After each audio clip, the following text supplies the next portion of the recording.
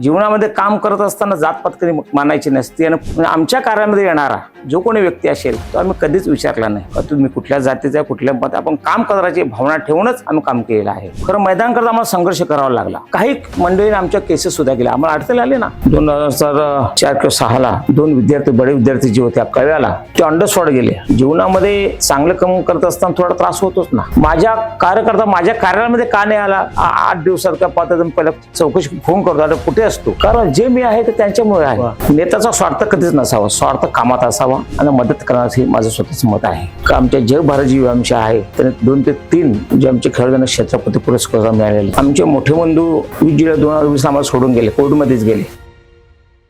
Hello hi, कसं काय? Telecast with R J Amol या पॉडकास्टमध्ये तुम्हा सगळ्यांचं स्वागत. सत्तेचा गोंधळ नाही, जनतेचा प्रश्न आहे आणि प्रश्न वेगळा कोणी नाही, लोकल मनुष्य जो आहे तो सोडवतोय. आज मी ठाण्यात आहे. ठाणे वॉर्ड क्रमांक प्रभाग क्रमांक 9D खारेगाव या ठिकाणी आहे आणि ह्या ठिकाणचा पुत्र म्हणून जे आहेत आजचे आपले प्रमुख पाहुणे ते म्हणजे उमेश काशीनाथ पाटील सर. नमस्कार सर, खूप खूप स्वागत आहे telecast with R J Amol या पॉडकास्टमध्ये. सर, सगळ्यात आधी तर तुम्हाला शुभेच्छा. ज्या पद्धतीचं काम या ठिकाणी आम्ही पाहिलं, आम्ही रस्त्याने येत होतो तेव्हा तुमच्या नावाची खूप चर्चा आहे. मला जाणून घ्यायला आवडेल, हू इज, कोण आहेत उमेश काशीनाथ पाटील सर? हे कोण आहेत? उमेश काशीनाथ पाटील हे या भागात भूमिपुत्र आणि स्थानिक आहोत आणि माझं शिक्षण हे ठाणे शहरात झालेलं आहे. तसं माझं कुटुंब हे स्वातंत्र्य सैनिक. 1942 स्वातंत्र्य लढ्यामध्ये माझे काका हरी पाटील यांना 3.5 वर्ष सक्तमजूरी झाली आणि माझे वडील स्वर्गीय काशीनाथ पाटील हे सुद्धा आक्रमक भूमिकेत होते. खरं तर हा वारसा असताना माझे मोठे बंधू जयरामदादा पाटील हे जुनी SSC आणि GP पारशी बँकेचे ते 2 टर्म चेअरमन सुद्धा होते. त्याचे आमचे दुसरे बंधू ज्यांच्या नेतृत्वाखाली या भागात आज नवीन लढवतोय त्यांचे दशरथदादा पाटील. दशरथदादा हे 1986ला नगरसेवक झाल्यानंतर 1991ला ते विरोधी पक्षनेते होते, स्टँडिंग कमिटी चेअरमन होते. ठाणे महानगर डेव्हलपमेंट संदर्भात मग रस्त्याचा विकास आराखडा असेल, रस्ते या संपूर्ण भाग जो आहे या सगळ्या गोष्टी करत असताना संपूर्ण ठाणे शहराचा जो प्लॅनिंग चेअरमन ते होते. पण ठाणे त्यावरचे विकास आराखडे असेल सगळे त्यांच्या प्रयत्न झालेले आहेत. दुसरं महत्त्वाचं म्हणजे खारेगावचा DP रस्ता जो आपल्याकडे आहे तो 12 मीटरचा 25 मीटर करण्यात आला. या संदर्भात दशरथदादांच्या नेतृत्वाखाली आम्ही राज्याचे उपमुख्यमंत्री एकनाथ शिंदे साहेब असतील, मान्य खासदार श्रीकांत शिंदे साहेब असतील यांना प्रत्यक्ष भेटून सांगितले खरी परिस्थिती त्यावेळेला. का साहेब, संपूर्ण काशीनाथ पाटील मार्ग रस्ता असेल किंवा भागातले स्थानिक भूमिपुत्र आहेत किंवा आपल्या या भागातले आमच्या जरीमरी मंदिर जे आहे, ग्रामदेवता मंदिर जे आहे हे बाधित होणार आहे. 17 ते 18 इमारती बाधित होणार आणि 1,500 ते 2,000 लोक बेकार होण्याचं पुढे आपण कार्य करणार आहेत. ही महाराष्ट्रात पहिली गोष्ट आहे. वास्तव साहेबांकडे नगर विकास खातं आहे, पण आयुक्तांच्या लक्षात आलं का ग्रामात जरीदेवीचं मंदिर आहे आणि भूमिपुत्र 70 ते 80 वर्षापूर्वी इथे राहतात. तातडीने त्याची दखल घेऊन हा रस्ता म्हणजे एक सुवर्ण अक्षरामध्ये सांगेन का हा DP रस्ता सुद्धा आज रद्द करण्यात आलेला आहे.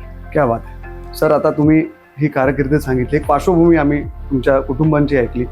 हा वारसा लाभलेला आहे, ठीक आहे. वर्षानुवर्ष तुम्ही खारेगावमध्ये काम करत आलेलात, कार्यरत आहात.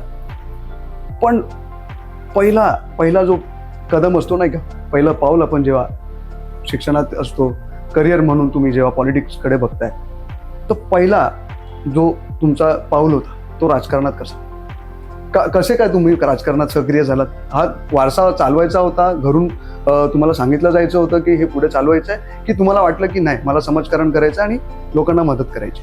मला समाजकारण पण दादा ज्यावेळेला 86ला नगरसेवक झाले मोठे बंधू दशरथदादा पाटील, एक प्रत्येकाला असं म्हणत का आपण दादांबरोबर राहिलो पाहिजे. आणि तेव्हापासून मनात विचार होतं की या भागाचा विकास करत असेल, सगळ्या गोष्टी करत असेल तर आपण दादांकडून शिकलो पाहिजे. त्यांच्याकडे शिकल्यानंतर मला खरं 1986 तर 2008ला मी नगरसेवक झालो. हां, 2008ला नगरसेवक, 2012ला मी नगरसेवक झालो आणि 2017 सुद्धा मी नगरसेवक झालो. त्यामुळे एक आनंद आहे. जनतेचा विश्वास, आपण जनतेशी प्रामाणिक राहिलं पाहिजे ही भावना ठेवूनच आपण काम केलेलं आहे. आणि जनतेचा प्रेम म्हणून तर आपण जनतेला निवडून दिलेलं आहे. आम्ही जे कामं करतो 80% समाजकारण 20% राजकारण करतो, कारण आम्हाला शिकवण दिलेली आहे बरोबर. आमच्या मोठ्या बंधूंनी. जीवनामध्ये काम करत असताना जातपात कधी मानायची नाही, स्त्री आणि पुरुष जात करायचं. म्हणजे आमच्या कार्यामध्ये येणारा जो कोणी व्यक्ती असेल तो आम्ही कधीच विचारला नाही का तुम्ही कुठल्या जातीचा कुठल्या मत. आपण काम करायची भावना ठेवूनच आम्ही काम केलेलं आहे. एक मला तुमच्या बोलण्यातून खूप चांगली गोष्ट आहे की तेव्हाचं राजकारण आणि आजच्या राजकारण थोडंसं फरक जाणवतो आपल्याला. ठीक आहे, तुम्ही हॅट्रिक करून इथपर्यंत पोहोचलेलात. ऑब्व्हियसली नागरिकांचं प्रेम तुमच्यावरती, विश्वास आहे पहिली गोष्ट. मी सर तुमच्या परिसरात जेव्हा आम्ही येत होतो, हल्ली मैदानं फार कमी दिसतात. बरोबर. ठीक आहे, पण खारेगाव परिसरामध्ये 1 नाही 2 मैदान आहेत. त्या मैदानांमध्ये सुद्धा आम्ही ऐकलं की तुमची कारकीर्द आहे. त्यामध्ये कुठेतरी तुम्हाला असं वाटलं की मुलांनी जायचं कुठे खेळायला. मोठमोठे स्टेडियम तर ह्या गरीब वस्तीमध्ये लोकांना परवडणार नाही. हल्ली टर्फवाली एक प्रथा आलेली आहे. कुठेतरी ह्या नागरिकांना एक खेळासाठी मैदान हवं. यासाठी उमेश पाटील सरांनी काय अशी भूमिका घेतली जेणेकरून आजही त्याचा लाभ इथल्या खेळाडूंना होत आहे? खरं तर या संपूर्ण खारेगाव पार्शिंगमध्ये एकही मैदान नव्हतं. 1995ला दादांच्या नेतृत्वाखाली मी संघर्ष कृती स्थापन केली. आणि स्थापन करताना या भागातील शेतकऱ्यांचे प्रश्न असतील, पाण्याच्या प्रश्न असतील, अनेक लढे दिले. आणि मुलांकरता खेळाचं मैदान पासणं हे गरजेचं आहे. अनेक आम्ही आंदोलन करत असताना सध्या आपण जे मफलर मैदान जे बोलतो आपल्याकडे जे आहे, तिथे मुलं प्रॅक्टिस करतायत. माझ्या माहितीवर 2002ला एक घटना मोठी घडली. खारेगाव फाटक जिथे प्लॅटफॉर्म 1 आणि समोर येणाऱ्या गाडी घर्षण झालं आणि 11 लोक ऑन द स्पॉट गेले. त्यावेळेला आमच्या मनात आलं का कुठल्या परिसरात उड्डाण ब्रिज सुद्धा होणार आणि मैदान सुद्धा होणं गरजेचं आहे, कारण आता फाटक तर बंद होणार आहे. आज मला सांगतो 1995 आणि 2020ला त्या आरोबी उड्डाण ब्रिजचं ओपनिंग झालं. राज्याचे मुख्यमंत्री असतील, मान्य खासदार या भाग ज्येष्ठ दशरथदादा पाटील असतील, पण ते आरोबी उड्डाण ब्रिज बांधत असताना थोड्या अडचणी आम्हाला आल्या. कारण जागे कोट रिशिव आहे, मफल कंपनीच्या कामगारांची देणी आहे. 74 कोटी रुपये भरणं होते, 74 कोटी रुपये त्या जागेसंदर्भात. त्याची तातडीने दखल घेऊन मान्य खासदार साहेबांनी आयुक्तांच्या दालनात आणि स्पष्ट भूमिका सांगितलं 74 का आम्ही 100 कोटी भरू आणि तो आरोबी पूर्ण झाला पाहिजे. ते पैसे भरल्यानंतरच आरोबी झालेला आहे. तुम्हाला सांगतो मैदानामध्ये सुद्धा संपूर्ण हा मैदान येणार होता, पण मान्य आयुक्त असतील, मान्य खासदार साहेब, आमच्या दशरथ असतील, मी नागरिक म्हणून आम्ही पाणी दौरा केला. मैदान तर वाचलाच पाहिजे या भागातून. मग ते करत असताना संपूर्ण प्लॅन बदल केला. रेल्वेचे अधिकारी आले, ठाणे महानगर अधिकारी आले आणि आज आरोबी सुद्धा उड्डाण ब्रिज आहे. पण सगळ्यात तुम्हाला आजही सांगतो, वास्तव मी या भागातला स्थानिक नगरसेवक आहे. आम्हाला वाटतं काही मुंबईतून नाव आली, कौशातून नावं आली. सहकार मशी गोपीनाथ पाटील त्यांनी अनेक बँका उभ्या केल्या, पतपेढ्या उभ्या केल्या आणि रोजगार दिलं. आमचे बंधू सुद्धा 13 वर्षे उपसरपंच होते, 2 टर्म पारशी बँकेचे चेअरमन होते. मी त्यांचं नाव देऊ शकलो असतो, पण एकंदर सभागृहाचा एक पाहिलं या ठिकाणी थोडी अडचण होणार आहे. अनेक माझे पक्षात मित्र आहेत. मग तो मी विचार केला का ठाण्याबाग जो आहे धर्मवीर आनंद दिघे साहेब यांच्या उड्डाण ब्रिजला नाव दिलं पाहिजे आणि तो नाव आपण दिलं. तुम्हाला सांगतो एक आनंद आहे. क्या बात आहे. तुम्ही आता धर्मवीरांचं नाव घेतलं म्हणून सांगतो. हिंदू हृदय सम्राट बाळासाहेब ठाकरे आणि धर्मवीर आनंद दिघे त्यांच्या तालमीत असलेले एकनाथ शिंदे उपमुख्यमंत्री जे आहेत, आपल्या राज्याला लाभलेले आहेत, त्यांच्या तालमीत किंवा त्यांच्या सहवासात तुम्ही या परिसराचा विकास करताय. अनेक गोष्टींना तोंड द्यावे लागले असणार तुम्हाला. तुम्ही तुमच्या संघर्षपूर्ण जर्नीमध्ये अशा काय गोष्टी आहेत ज्या तुम्हाला नेहमी करायच्या होत्या, तिथे अडथळा आला? आज हा पॉडकास्ट जो आहे तो त्यासाठीच आहे. आम्हाला जाणून घ्यायला आवडेल की अशा कोणत्या गोष्टी आहेत ज्या उमेश सरांना नेहमी अडथळा आलाय. तो मग फायनान्शियल प्रॉब्लेम्स असतील, आयुष्यात आलेले संघर्ष असतील, त्याचे काय गोष्टी आहेत जे आम्हाला संघर्ष करावा लागला. खरं मैदान करता आम्हाला संघर्ष करावा लागला. का ज्या वेळेला आरोबी उड्डाण ब्रिजचं काम सुरू झालं, संपूर्ण त्या मैदानामध्ये माती सगळी पडलेली. आणि ज्या वेळेला आमच्या मोठ्या बंधूंचं म्हणजे दादांचं 1 मार्चला वाढदिवस असतो, त्यावेळेस संदर्भात आम्ही कलेक्टर सुद्धा पत्रव्यवहार केल्या, सगळ्या गोष्टी झाल्या. जिल्ह्याच्या पालकमंत्र्यांनी सांगितलं का या भागात एकही मैदान नाही, आता आरोबीचं काम पूर्ण झालेलं आहे, हा मैदान सपाटी करणं गरजेचं आहे. काही मंडळीने आमच्या केसेस सुद्धा केल्या, आम्हाला अडचणी आले ना, पण आम्ही आमच्या आयुष्यात विचार केला काही आपल्या मैदान आहे. जे एसटी डेपोचं आरक्षण होतं तिथं मैदानाचं आरक्षण आपण करून घेतलं. माननीय मुख्यमंत्र्यांकडे जाऊन घेतलं आणि त्या मैदानाला आज हिंदू हृदय सम्राट बाळासाहेब ठाकरेंचं सुद्धा नाव दिलेलं आहे. क्या बात. हां, त्यामुळे आनंद एकच की ज्यांच्या हिंदुत्व आपलं महत्वाचं आहे, ज्यांच्या नावे मतं मागतो त्यांचं नाव देणं आपलं गरजेचं असं मला वाटलं. पण आज नाखुश जनता असते. कोणत्याही परिसरात गेला, ठाण्यात, मुंबईत, कुठेही गेलं शहरी भागामध्ये, तर ट्रॅफिकची समस्या खूप मोठी समस्या. जो काय वाटतं आज तुमचा हा जो परिसर पाहताना आणि ट्रॅफिक बद्दल तुमचं वैयक्तिक मत काय? ट्रॅफिक संदर्भात की माझ्या माहितीनुसार 2004 किंवा 6ला 2 विद्यार्थी, बडे विद्यार्थी जे होते आपले पारशे ते आपल्या कळव्याला, ते ऑन द स्पॉट गेले आणि ते रस्ते छोटे होते आणि त्यावेळेला दादांच्या लोक आम्ही आंदोलन केलं आणि रस्ते रुंद झाले, आमची भावना सर्वांची होती. आणि प्रत्येक खारेगाव हा पारशे डेव्हलप होत गेला. पुढे रस्ते तर मोठे होणे गरजेचं आहे. मग स्वामी समर्थ 8 सेक्टर नाशिक हायवे रस्ता जोडला जातो. हा संपूर्ण शेती होती, हा रस्ता नव्हता. का खारेगावातले रस्ते जे आतले जे आहेत काशीनाथ पाटील हेच 5 ते 6 मीटरचे आहेत. मग मोठे रस्ते 30 मीटर 20 मीटर रस्त्याने गरजेचं होते. आपण 2016ला स्वामी सेक्टर 6 समोरचा रस्ता हा नाशिक हायवेला जोडला गेला. अनेक घरं होती, त्या ठिकाणी शाळा सुद्धा होती. ज्या आमचे कमिशनर बोलले का सगळं बनणार साहेब, जे आहे जितकं असेल तितकं काय, जास्त तुम्ही कहू नका, कारण आपल्याला सर्व बाधित करता येणार नाही. तर आपण 35 लोकांना बाधित रूम जे आहेत त्या ठिकाणी, त्या लोकांना पर्याय आपण घरून देऊ शकलो. कारण मी विचार केला का खारेगावचे जे रस्ते आहेत आतून काशीनाथ पाटील पुढे, रवींद्र हॉटेल पुढे, आपण पुढे गेलात, हा एकच रस्ता खारेगावला, कुठे बुधाची पाटील मार्ग. 2016ला जी डेव्हलपमेंट खारेगावमध्ये झाली किंवा बुधाची पाटील मार्ग तो विठ्ठल मंदिर हा रस्ता 20 मीटर झाला. 90 फूटचा रस्ता हा पर्यायी आज उद्या जोडेल. आता पर्याय रस्ते आपल्याकडे आहेत आणि या पर्याय रस्त्यांमध्ये वाहतुकीचा जो विषय आपल्याकडे आहे, आपण आम्हाला जे सांगितलं, मला कल्पना की अनेक सकाळी संध्याकाळ ट्रॅफिक त्या रोडला होते. या संदर्भात आम्ही वाहतूक पत्रावर सुद्धा या संदर्भात केलेला आहे. आपण त्यांना स्पष्ट भूमिका सांगितली आहे की सकाळी 7:30 ते 11:30 किंवा संध्याकाळी 5:30 दरम्यान साकेत रस्ता आपल्याकडे आहे. कळवा ब्रिजून साकेतला गेलात तर घोडबंदर किंवा मुंबईला आपल्या गाड्या होऊ शकतात. संपूर्ण आपले SM जोशी टोल नाक्यावरून गाड्या न्यायची गरज नाही, हा त्यांना पर्याय सांगितलेला आहे. पण मध्ये त्यांच्या अधिकाऱ्यांनी चर्चा करून त्यांचं म्हणणं आपण 2 सिग्नल लावायचे आहेत, एक कळवा नाका आणि खारेगाव नाका. ते जरी सिग्नल लावले तरी माझ्या अंदाज मात्र मला वाटतं ट्रॅफिक कमी होऊ शकतो असं वाटतं. पण अनेक वर्षाचा लढा असणारा पर्याय रस्ता होणं गरजेचं आहे. कारण ट्रॅफिक जर कमी असलं तर कळव्यावरून शास्त्री नगरला तो नाशिक हायवे टप्पा 4 जो आहे तो काम सुरू झालेला आहे. एक तुम्हाला एक आनंद ठाणे मानवाने का तो जर काम झाला तर 1-1.5 वर्षापर्यंत तर ट्रॅफिक कमी होऊ शकते.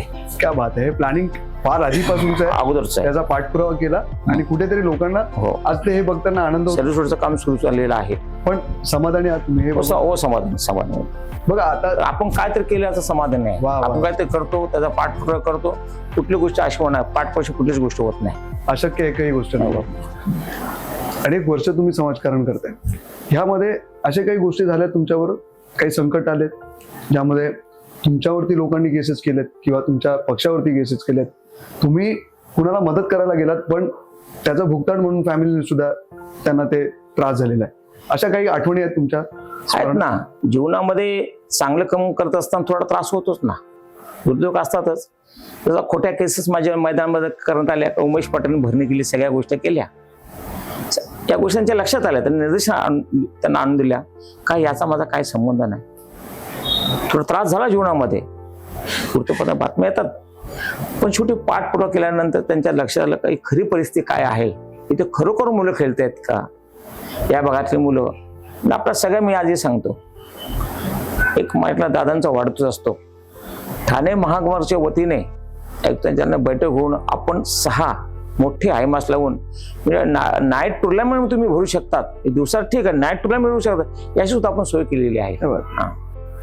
1 महिना पूर्वी ऑपरेशन झालं, ह्याच महिन्यामध्ये इलेक्शनचं हे कामकाज चालू आहे. या सगळ्यांमध्ये उमेश पाटील फॅमिलीसाठी, स्वतःसाठी आणि त्यातून रिकव्हर होण्यासाठी कसा वेळ मॅनेज करताय? असं आहे की मी दादांकडून शिकलोय, त्यांची व्हील पॉवरवरून शिकलोय. ते सुद्धा आजार असताना कधी घरी थांबले नाही.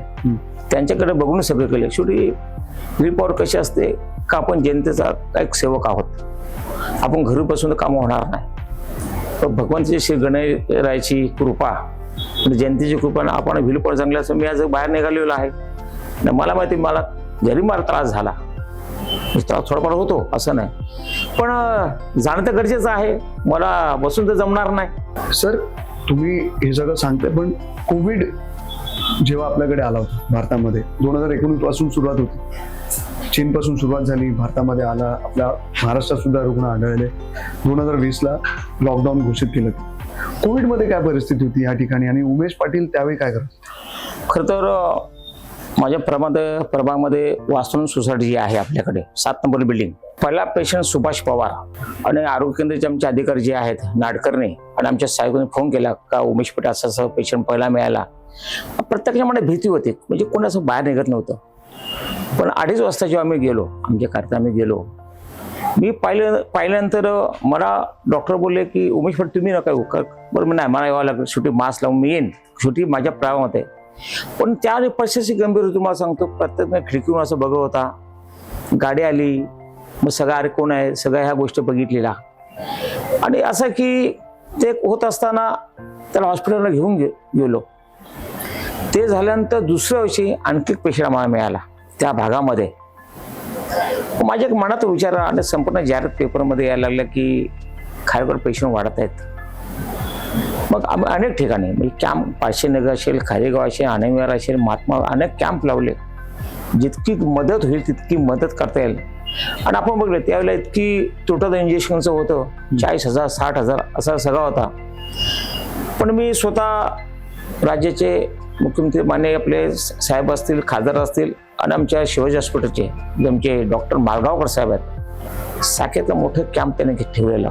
मी बघितलं की त्यावेळेला जितकी मदत होईल आपल्याकडे, ज्यांना खरोखर इंजेक्शनची गरज आहे, ज्यांना ऑक्सिजनची गरज आहे, त्याला जास्तीच मदत केली असेल तर ह्या 2 नेत्यांनी केली तुम्हाला सांगतो. आणि अनेक लोकांचे जीव वाचवण्यात आले तुम्हाला सांगतो. आणि जसं सकाळी म्हणजे मी बघितलं सकाळी 5:30 वाजता बाजार बसायचा संपूर्ण खारेगावमध्ये. का सर्वांचेच प्रश्न, खाना प्रश्न होता, गरिबांचा प्रश्न होता, म्हणजे कुठे जाऊ शकत नाही ना, व्यवसाय करता कुठे जाऊ शकत नाही, कम्प्लीट बंद केलं. 5:30 ते 8 बाजार चालायचा. आम्ही स्वतः 5:30 बाबा जास्त गर्दी करू नका, त्रास होईल. शेवटी आम्ही कधी परिस्थिती पाहिली. आणि त्यावेळची अशी परिस्थिती होती, विराट जी सोसायटी आपल्याकडे आहे पाचशेनगरला, संपूर्ण सोसायटी सील करण्यात आली. तर सील करण्यात आल्यानंतर मग माझा विचार आला की छोटं मला बोलशे आमच्या साहेबांना बोलून घेतलं, उमेश पाटील 13 दिवसांना कुठेच जाता येणार नाही. मी साहेब तुम्ही त्यांचं खाण्यापिण्याचं काय करणार. त्यावेळेला आम्ही जितके आपल्या भागात जे भाजीवाले आहेत, रेशन दुकानदार आहेत, किराणा मालाचे दुकानदार आहेत, त्यांचे नंबर घेऊन वरून पिशवी टाकून त्यांचा नंबर घ्यायचा आणि 13 दिवस जितकी मदत करता येईल तितकी मदत करायचं काम सुद्धा आम्ही केलं तुम्हाला सांगतो. म्हणजे आम्ही आमच्या परवाने केली का जे होईल. अनेक सोसायटी या भागामध्ये आहेत का त्यांना आपण घरी जाऊन मदत केली. आणि 2:30-3 वाजता कोण मदत करू शकतो, पण जे काय होईल ते आपण त्याला मदत केली तुम्हाला सांगतो. खरं आपण तुम्हाला सांगतो, आमचे मोठे बंधू 20 जुलै 2020 आम्हाला सोडून गेले, कोविडमध्येच गेले. ती आमच्या कुटुंब मोठी एक संकट आलं, पण आम्ही घरी बसलो नाही. का ज्या त्यावेळेची परिस्थिती होती कोविडच्या वेळात, अनेकांच्या नोकऱ्या गेल्या, अनेक लोक घरी बसल्या, ह्या सगळ्या गोष्टी मी बघत होतो. माझे असंख्य कार्यकर्ते असतील किंवा दादांच्या नेतृत्वाखाली, म्हणजे गरिबांना आपण बोलतो इमारतीमध्ये लोक राहतात, 5-5 कुटुंब 6-6 कुटुंब राहतात, त्यांची जेवणाची सुद्धा व्यवस्था तुम्हाला सांगतो. त्यावेळेला आमच्यापर्यंत जे कामं करताय, मदत केली, धान्य वाटप केलं, ते आम्ही केलं तुम्हाला सांगतो. पण आम्हाला वाटलं नव्हतं की आम्हाला सुद्धा कोविड होईल. 9 डिसेंबरला आणि 8 डिसेंबरला आमचे मोठे बंधू दशदादा, मी, माझी पत्नी आणि माझा पत्नी सचिन, हा सुद्धा आम्ही 8 दिवस सफर हॉस्पिटल ऍडमिट झालो. आम्ही ऍडमिट झालो म्हणून आम्ही गप्प बसलो नाही. या भागातले जितके जे सर्व नागरिक आहेत त्यांना काय करता येईल, अनेक कॅम्प या भागात घेण्यात आले, अनेक सोसायट्यांना सॅनिटाईज करण्यात आल्या सोसायट्यांना. आणि सगळ्यात म्हणजे आपल्या भागातील कौसा असेल, पाचशे, खारेगावला आपला साखेतला किंवा आपल्याला वाघीला जावं लागायचं. मी आयुक्तांच्या दाराने सांगितलं, साहेब कमी भूमिपुत्र मैदान जे स्वामी समर्थाच्या बाजूला असं भूमिपुत्र मैदान आहे, 100 बेडचं कोविड सेंटर उभारा आणि त्या ठिकाणी 100 बेड्स कोविड आपण उभारलं आणि त्याचा दिलासा आपल्याला मिळाला. तुम्हाला सांगतो वा. आपण 1 टर्म लोकांना मदत केली, जितकं होईल जीवनामध्ये 3-3 टर्म आपण मदत केली. सर, हे सामाजिक कार्य करताय तुम्ही, तुमच्या फॅमिलीमध्ये पण तुमचे घरातले तुम्हाला कशी मदत होते घरातून, मुलाकडनं, तुमच्या फॅमिलीकडनं, बंधूंकडनं? विषय की एक माझ्या कुटुंबाचा एक वारसा आहे. आज आमचे मोठे मोठे दादा सुद्धा बसलेले आहेत. आम्ही कुठली गोष्ट, मग माझे पुतणे असतील, माझं संपूर्ण कुटुंब, माझे मुलं असतील, आम्ही सगळी गोष्टी एकत्र बसून निर्णय घेतो. आणि आमचे मोठे बंधू जसे दादा बोलेल तेच आम्ही फायनल करतो. शेवटी प्रत्येक कुटुंब, आमचं कुटुंब मोठं आहे. आज नाही तर 62 लोकांचं आमचं कुटुंब आहे. त्यामुळे सगळ्या गोष्टी घेताना, चर्चा करताना विश्वास सगळ्यांना घेतल्याची भावना आहे. 8 भाऊ आहोत आम्ही, आमचे पुतणे आहेत. आणि आज पण जे आपण जे केलेलं आहे त्याचा वारसा चालवला पाहिजे ही भावना ठेवूनच मी सुद्धा काम करतो. मी जरी उमेश पटेल असलो, मी जरी काम करत असलो तर सल्ला माझा घेणं गरज आहे दादांचा का माझ्या पुतण्यांचा का माझ्या कार्यकर्त्यांचा. कारण त्यांना मी एकटा तर लढू शकत नाही. जे कार्य तुम्ही सगळ्यांना विश्वास घेऊन काम करा पण तुम्ही सक्सेसफुल होऊ शकता मला स्वतःला असं वाटतं. कार्यकर्त्यांकडे बघण्याचा तुमचा दृष्टिकोन कसा? माझा कार्यकर्त्यांचा दृष्टिकोन असा आहे की माझ्या कार्यकर्त्यांची जी फौज आहे माझ्याकडे ती प्रामाणिक आहे. माझ्या कार्यकर्ता माझ्या कार्यालयामध्ये का नाही आला 8 दिवसात का 5 दिवसात पहिला चौकशी फोन करतो, अरे कुठे असतो? कारण जे मी आहे ते त्यांच्यामुळे आहे. माझं स्वतःच मत आहे. तसं दादाने मला जडणघडीत घडवलं तर त्यात माझा सिंहाचा वाटा त्यांचाच आहे, माझ्या कार्यकर्त्यांचा, माझ्या कुटुंबाचा आहे ना. त्याला मला विसरता येणार नाही. त्यांच्या सुखादुखात मला झालं पाहिजे. विचारतो फोन करा, तू कुठं सकाळ दिसला संध्याकाळी. ही जी आपुलकी असते आपल्या कार्यकर्त्यामध्ये ती असली पाहिजे मला स्वतःला असं वाटतं. काय वाटतं तुम्हाला एक नेता कोण असतो? कार्यकर्त्यांमध्ये उठणारा बसणारा, सर्वसामान्य लोकांचा विचारपूस करणारा, समाजकारणातून काहीतरी उत्पन्न करून लोकांना मदत करून देणारा, तुमच्या मते नेता कोण असतो? नेता बस सर्वसामान्यांना मदत केली पाहिजे, माझं स्वतःचं मत आहे. नेत्याचा स्वार्थ कधीच नसावा, स्वार्थ कामात असावा आणि मदत करण्याचं माझं स्वतःचं मत आहे. शिंदे साहेबांची आणि तुमची भेट कधी झाली? आणि आता तुम्ही जेव्हा ऑपरेशन जरी झालं त्यावेळी तर खूप दगदग असेल मला वाटतं हेवी फॉर्म मध्ये, तर त्यावेळी फोन करून कधी त्यांनी विचारपूस केली? खरं ते हॉस्पिटल येणार होते हिंदुजाला, उमेश मिळणार आहे, तर त्यांनी चौकशी केली. शेवटी राज्याचे उपमुख्यमंत्री मोठा सगळ्या गोष्टी आहेत, त्यांना सगळ्याकडे जाता येणार नाही. पण त्यांचे चिरून खासदार माझ्याकडे येऊन गेले, अनेक मंडळी मला येऊन गेले. त्यामुळे दिलास आहे. आज सुद्धा सकाळी गेलो मी त्यांच्याकडे. आज सुद्धा माझी चौकशी उमेश कसा असतो, धावपळ जास्त करून हे बोलले मला ते. पण साहेब तुम्हाला भेटल्यानंतर मला ऊर्जा मिळाली बघा, पण तुम्ही बरोबर चांगला आहे. काय बात. आता अजून एक गोष्ट मला तुम्हाला विचारायची की बघा सोशल मीडिया असेल किंवा समाजात कार्यकर्त्यांना सोशल मीडिया तर आता आली, पण तुम्ही संघर्ष फार आधीपासूनच केला. तुमच्यावरती टीका करणारे किंवा तुमचे विरोधक आज तुमच्यासाठी नवीन नाही आहेत, त्यांना उत्तर तुम्ही बरोबर देताय. आजच्या राजकारणाला पाहता किंवा अनेक लोक बोलतात की हे गेले नव्हते पाहिजे, धनुष्यबाण यांचं नव्हतं वगैरे वगैरे, ह्याकडे तुम्ही कसं बघतात? आणि हे जे विरोधक आहेत, ट्रोलर्स बेसिकली, त्यांचा आता पता नसतो, तर त्यांना उत्तर म्हणून उमेशजी काय देते? विषय की कुठे जाण्याचा हा प्रश्न बाबासाहेब आंबेडकर घटनेमध्ये प्रत्येक सांगितलं, प्रत्येकामध्ये अधिकार आहे. मला वाटतं का मी कुठे जाऊन माझं भलं होईल. माझं भलं म्हणजे माझ्या कार्यक्रम माझे कामं होऊ शकतील. आज मला वाटतं आज आम्ही शिवसेनेमध्ये शिंदे साहेब गटात आहोत.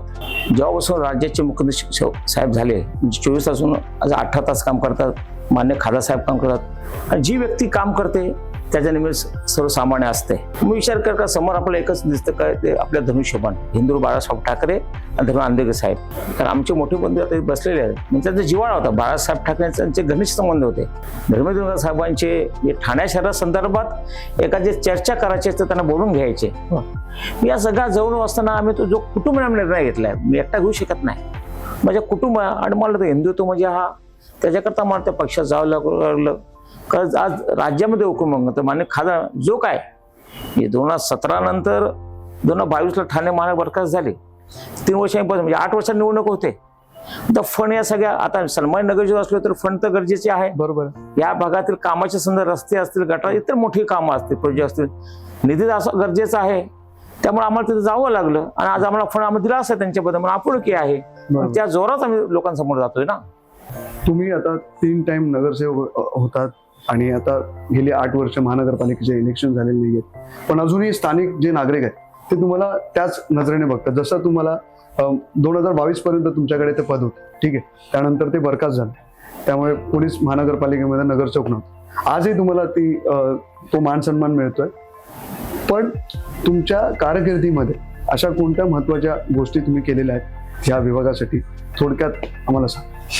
खरं तर माझ्या जीवनामध्ये खारगावचा तलाव जो आमच्याकडे आहे, दादा 1986ला निवडून आल्यानंतर हे डबकं त्याला डबकं बोलायचं, व त्याचं रूपांतर तलाव नागनामाता तलाव झालेला आहे. खरी तलाव नाही, तिथं गणेश मंदिर आहे, सारनं उद्यावर एक आहे, सारनं कट्टा आहे.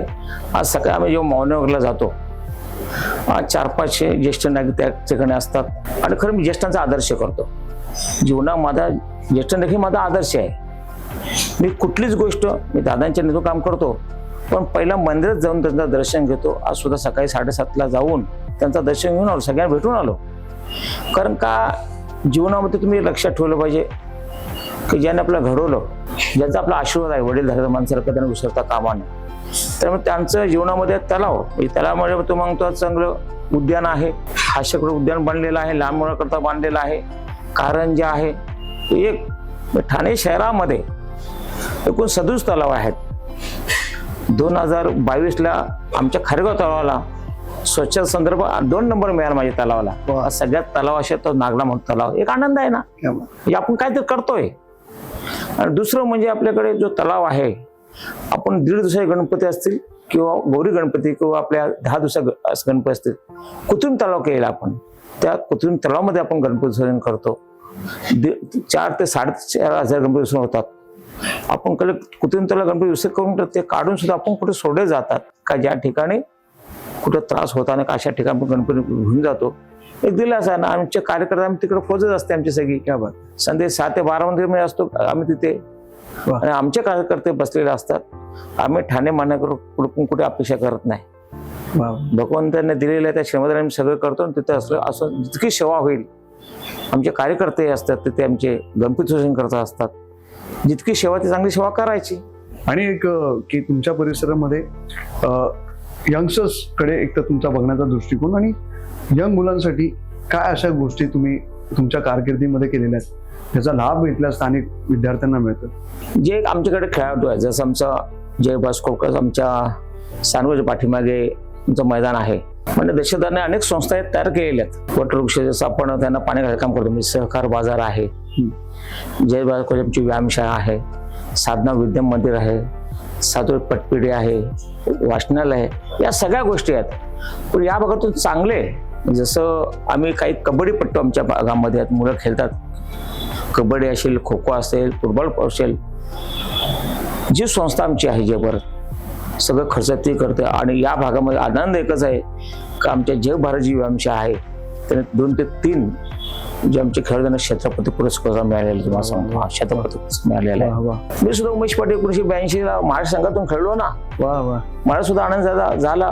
तुम्ही म्हणाले त्यावेळेला आमचे मिठाल जैन अध्यक्ष होते ठाण्याचे जिल्हा परिषदचे. ऑल इंडियाला आमच्या दोघांची निवड झाली. माझी सिकंदर पिण्याची म्हणून माझा मित्र आहे, पण त्यावेळेला थोडं फास्ट थोडं झालं, आम्ही नाही घेऊ शकलो. आम्ही राजकीय क्षेत्रामध्ये आलो. त्यामुळे एक आनंद की आम्ही सुद्धा खेळलो आहे. त्यामुळे म्हणजे तुम्ही एक खेळाडू होता आणि तुमचं खेळावरती प्रेम आहे. आणि ते प्रेम जितकं मदत करायची तितकी मदत आम्ही करतो. जसं दादांना वाचनात येतं, UPSC विद्यार्थी असतील, 10वीच्या 12 शिक्षणाचं बसतात.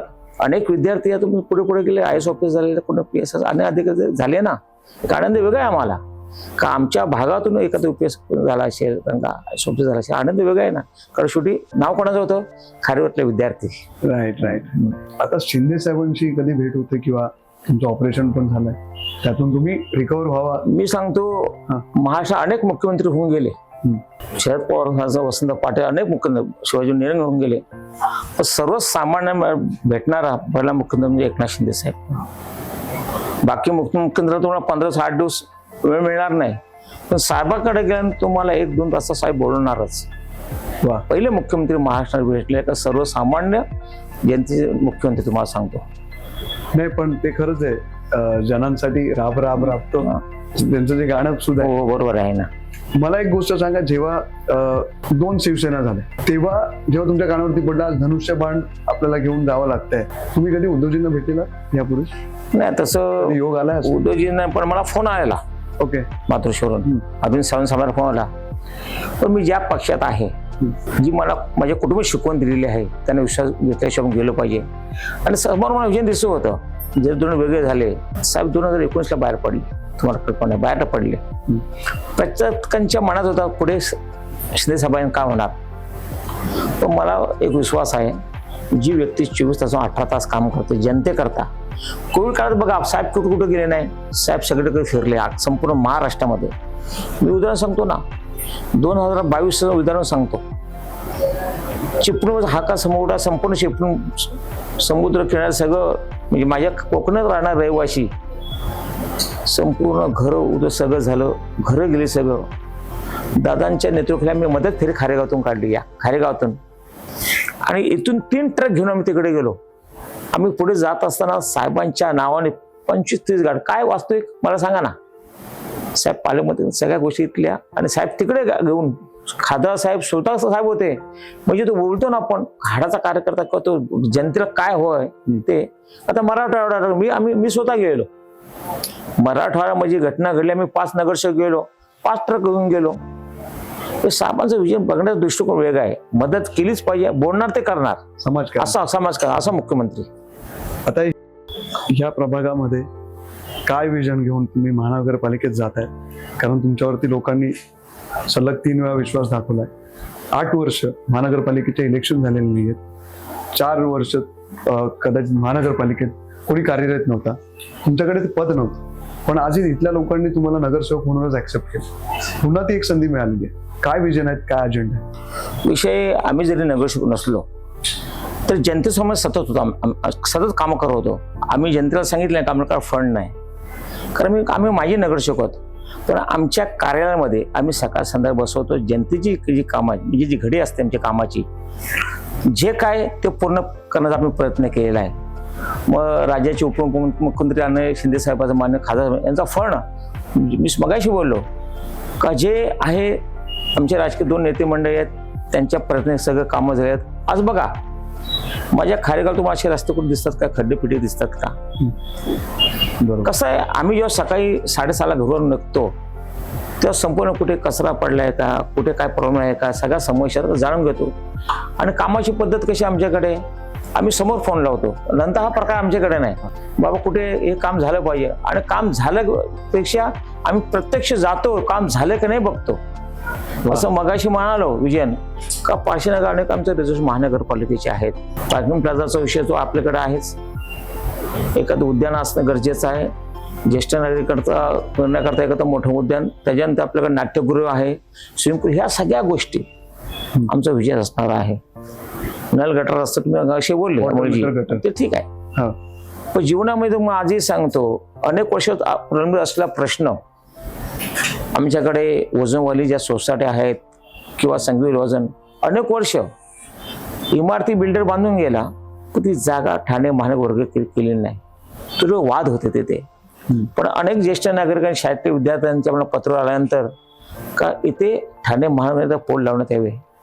आज ते सुद्धा आपण या 8 दिवसा म्हणजे आजच्या अगोदरच ते संपूर्ण पोल त्या ठिकाणी लावण्यात आले. एक तो दिलासा लोकांना काय हवं ते आपण करून दिलेला आहे. सत्ता नसता नगरसेवक माझी नगरसेवक आपण कामं करतो ना. लोकांना काय, जनतेला काय हवं, काम करणारा व्यक्ती कोण आहे, बरोबर. आणि ज्या जनतेने आपल्या निवडून त्याच्या प्रामाणिकपणे आपले त्यांच्याकडे वेळ देणं गरजेचं आहे, बरोबर. ज्यावेळेला फोन दादनीची शिकवण आहे, आपल्या कार्यामध्ये कधी येणार फोनची गरज नाही आहे. या कसं जे काम वेळेत झालं पाहिजे, तर आपण जनतेला वेळ देतो म्हणून तर मी 3 टाइम नगरसेवक झालो ना. क्या बात आहे. हा वेळ दिला नसता जर पक्षाने मला 4थ्यांदा तिकीट दिली असती का, कशी दिली? सर जेव्हा मी कळवा ब्रिजवरनं येतो, खाली उतरतो तुमच्या या परिसरात येण्यासाठी, तर छत्रपती शिवाजी महाराजांचा एक मोठा पुतळा आम्हाला दिसतो कळवा नाक्यावर. हो, ह्या परिसरामध्ये उमेश पाटील यांचे काय विजन आहे? विजन की जसं कळवा नाक्यावर छत्रपती शिवाजी महाराजांचा पुतळा आहे. अनेक नागरिकांचे मला पत्र आहेत. तर माझं काही म्हणणं आहे की पारशीनगर आमचे घाट जो आहे पारशीनगरला, तिथे धर्मरक्षक संभाजी महाराजांमध्ये एक पुतळा उभार हे माझा विचार आहे. आणि मी निवडल्यानंतर पहिला प्रस्ताव हा तोच असणार आहे, तुम्हाला आधी सांगतो. कारण माझ्या जीवनामध्ये संभाजी महाराज सगळ्यांच्या मनात आहेत आणि प्रत्येक विचारधारा आहे का तो होणं गरजेचं आहे, त्याच्याकरता पहिला प्रयत्न करणार आहे. जर हे 8 वर्षांपूर्वी महानगरपालिकेचे इलेक्शन झाले असते तर कदाचित आम्हाला संभाजी महाराजांचा पुतळा या ठिकाणी दिसला असता. नक्कीच 100% नक्कीच प्रयत्न केले असते. मी तर तुम्हाला सांगतो बघा, असं आहे की कळवा ब्रिज आता संभवतो एका साईडला छत्रपती शिवाजी महाराजांचं तिथे आहे. मी त्यावेळेला पत्र दिलेलं आहे 2020-22ला, तो हलून इकडे आणा. कारण तो आता आरोग्य बंद झालेला आहे, तो ब्रिजच बंद झालेला आहे, येण्याचा मार्गच बंद आहे. तो एका साईडला पडलेला आहे छत्रपती शिवाजी महाराज, तो इथं आणावा. पण केंद्र सरकारच्या सगळ्या गोष्टी, शासनाच्या गोष्टी, त्यामुळे आपल्याला ते पशीर काय ज्या गोष्टी मी आता सांगितले ते आपण करण्याचा प्रयत्न करूया. एक प्रामाणिकतेचं ज्वलंत उदाहरण म्हणजे उमेश पाटील सर. खारेगावचा विकास करण्यामध्ये यांचा खूप मोठा योगदान आहे. आज तुम्ही आम्हाला वेळ दिलात आणि एवढ्या गप्पा मारल्या. तुम्हाला पुढच्या वाटचालीसाठी खूप खूप शुभेच्छा. थँक्यू. चौथ्यांदा सुद्धा तुमच्यासारखे प्रामाणिक समाजकारणी, राजकारणी नंतर एक समाजकारणी आणि एक चांगल्या व्यक्तिमत्वाची खरंच समाजाला गरज आहे. पुढच्या वाटचालीसाठी आणि निवडणुकीचा जो काही निकाल लागेल त्याच्यानंतर पुन्हा आपण भेटतो. मला वाटतं विजयासाठी तुम्हाला आधीच आम्ही शुभेच्छा देतो. मॅक्स महाराष्ट्रामध्ये हा जो पॉडकास्ट होतो तो जास्तीत जास्त लोकांपर्यंत पोहोचवा, कारण एक असे व्यक्तिमत्व उमेश पाटील आपल्याला या पॉडकास्ट निमित्त लाभले. त्यांचा संघर्ष मोठा आहे, त्यांनी अनेक गोष्टी या ठिकाणी केलेल्या आहेत. काही प्रश्न जे आहेत त्या प्रश्नांना सोडवण्यासाठी पुन्हा ते यावेळी सक्रिय आहेत आणि लवकरच विजयाचा झेंडा घेऊन मला वाटतं इथे ते फडकवतील. त्यासाठी शुभेच्छा. म्हणजे थँक्यू. काय वाटतं तुम्हाला कमेंट करून नक्की सांगा. पाहत राहा मॅक्स महाराष्ट्र. जय हिंद, जय महाराष्ट्र.